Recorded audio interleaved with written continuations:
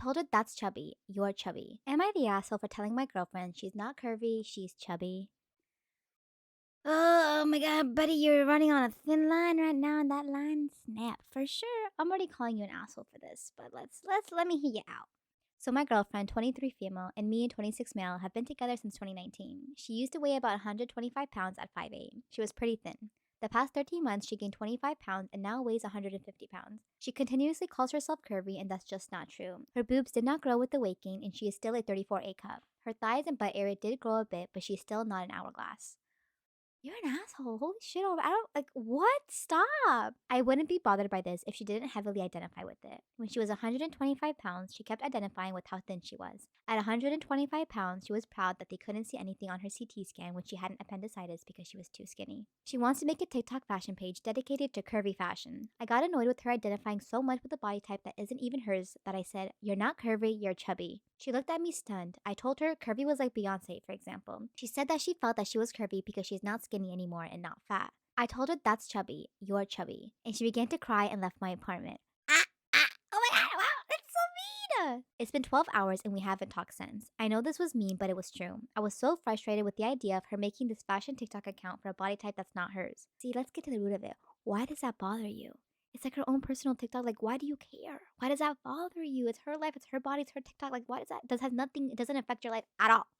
Also, she hasn't had an eating disorder or anything. I think she just naturally gained weight as she got older. Am I the asshole for stating a fact?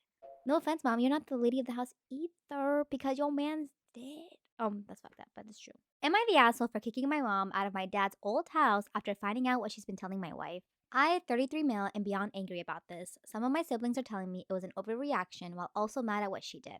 My wife, Kara, and I were friends for years. She was in a very toxic and abusive relationship for 3 years until she had begged me and our close friends to help her get out. It was difficult, but we made it possible. We all pitched in for her to stay as far away as possible while she got a restraining order and all that jazz. We each took turns going to visit, then she found out she was pregnant, so I helped out more. Her ex passed away from an overdose when my stepson, 7 male, was 4 months old, so since then we all became sort of like uncles and aunts to him. Around that time, I knew I developed feelings for her, but we never did anything because she had a son and personal issues to process. It didn't feel right at the time. But yes, we did start a relationship 3 years later. She's the one who first admired she's in love with me, so things went from there. We just got married. She's 5 months pregnant with our second child. I will say that yeah, my mom had issues at the start of our relationship because she believed Kara was faking what happened to her just to make me feel sorry for her and take care of them. We went through a period of not talking until she apologized, so we mended things somewhat. My mom came to stay at our house, which was my dad's house, until he decided to give ownership to me when they moved. He passed away 10 months ago, and with the economy, my mom couldn't stay where they were living before. We are still trying to work out where she can live long term. I heard my mom get into an argument with my wife because she was trying to redecorate the nursery against Kara's wishes. All I heard was my mom telling her that she's not the lady of the house just because her fake victim sob story worked on me. No. Oh my god. That's all I need to hear. Your mom's definitely the asshole. Why would she say something like that? No offense, mom. You're not the lady of the house either because your man's dead. That's fucked up, but it's true. She looked flustered when I demanded her to tell me what she meant. And basically, she held on to that same belief, but she was willing to put up with my choices on who I marry so she doesn't lose me. Everything she had to say infuriated me. And then seeing how upset Kara was by everything, I called my brother to come pick my mom up because she can't stay here right now. My mom wouldn't stop crying not to do this to her for just being honest. Okay, she can't cry and say, "Don't do this to me, I'm just being honest." Honest to who? That's just your opinion. You don't know why she got with him. You don't know why he got with her. Like, oh my god. She's still at my brother's, but they keep trying to talk to me to let her come back because this was my dad's house, and of course she wants to feel closer to him. But after asking Kara if this is the first time she had said something, she revealed that my mom has told her numerous times what she thinks of her, and she kept it from me because she knew it would hurt our relationship. For that reason, I haven't let my mom come back. It's hard because I know what this house means to her and that she's still sad about my dad, but also can't forgive her for upsetting my wife. So, am I the asshole?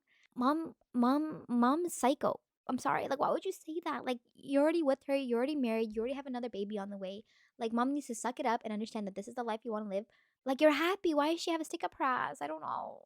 Am I the asshole for refusing to split rent with my boyfriend? I, 23 female, have been dating my boyfriend Jake, 23 male, since our freshman year of college. In our last year of undergrad, we decided to rent an apartment together. We split everything 50-50, including utilities, groceries, and rent. We continued living together in the same town as our college after graduation, but recently we both got jobs in Chicago and we are currently living downtown.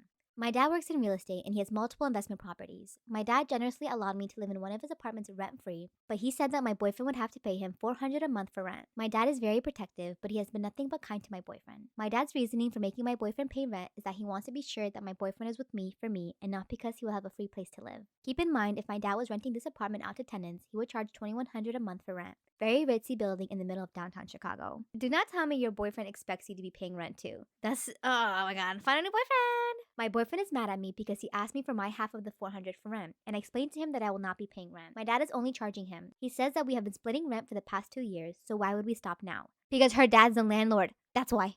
That's literally why. Simple. Our rent in our college town was $1,200 a month, so we were both paying $600. Our apartment in Chicago is significantly nicer, and he's paying $200 less a month than what he was in college. Is the idea that my dad doesn't charge me for rent, but charges my boyfriend so crazy? Should I suck it up and pay half because I can afford it? Oh, you know what it is? Your boyfriend thinks he's entitled to husband perks, to family perks, okay? You are a boyfriend, therefore you get boyfriend perks, which isn't much. If you were her husband, therefore you'd be your father-in-law's family, and he might be giving into making you not pay. But even then, it doesn't matter. It's his apartment. He literally gets to decide if his own daughter voices her daughter's boyfriend gets to pay rent. It's very simple. $400! $400 for rent in Chicago is wild in this economy. Am I the asshole for calling my sister an insensitive bitch after she stole my daughter's name? No, I'm already gonna be on your side because if you have a name that you like and your sister, especially family like that, like your sister knows about this and is like, you know what? I like the name and I'm already pregnant. I'm gonna take the name. That is fucked up. 3 years ago, I gave birth to a little girl who only lived for 19 hours. Oh, this is a completely different direction. It was a traumatic experience for me and one I struggle with to this day, and the pain of her loss led to my ex-boyfriend and I splitting up as we couldn't stand to be together anymore. Her name is not a family name. She was called Caroline with Iris as her middle name. My ex-boyfriend and I just each picked the name we liked. My younger sister recently had a daughter and she kept the name a secret from everyone until it was legal. I didn't think twice about this until the name went online in an announcement. Iris Coraline. She took both my daughter's names and just swapped the order. If she had only taken one of the names to try and honor my daughter and made a middle name, I wouldn't be upset, but this felt deliberate and the fact that she hid it from everyone makes it even worse. I went to her home to demand to know what she was playing at with this, and she got offended, telling me she'd always thought the names were beautiful and she swapped the order so I shouldn't be upset. This led to an argument with shouting on both ends. Finally, I called her an insensitive bitch before I left and ended up crying a lot when I got home. Everyone in the family is uncomfortable with this name choice, but many think I took it too far to go to her house and start a fight when she's recovering from childbirth. My mother has told me that there is no changing it now and to just consider it a nice way to keep my daughter's name alive, but that just feels even worse to me. I might be too close to all of this and it is traumatic matter for me. Did I go too far? This is how you know you're not wrong, because your sister deliberately hid it from everyone, especially you. If you have nothing to hide and you know you're not doing anything wrong and she had the intention of honoring your daughter, she wouldn't have hid it. She would have pulled you aside. If she really cared and respected you, she would have pulled you aside and be like, hey sis, I really love this name. What do you think? And if she loved and respected you, she would have respected that. Your decision would have been no. My 33 female, husband 40 male, is considering conceiving a child with his ex.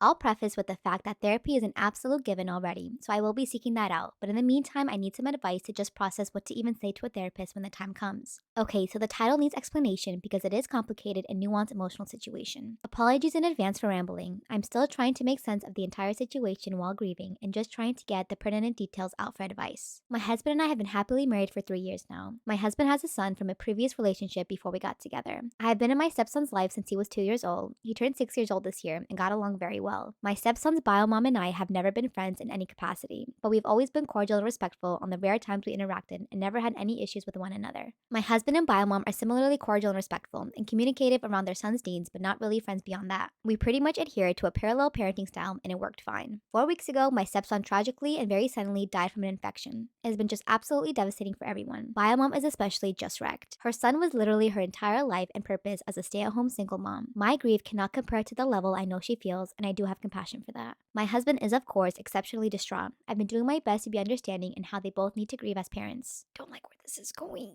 2 days ago, my husband said he had something he needed to discuss with me. He explained that Biomom approached him with a request. She asked my husband to be her sperm donor for IVF as she desperately wants to be a mom again and wants to conceive a child with the same partner that her son had.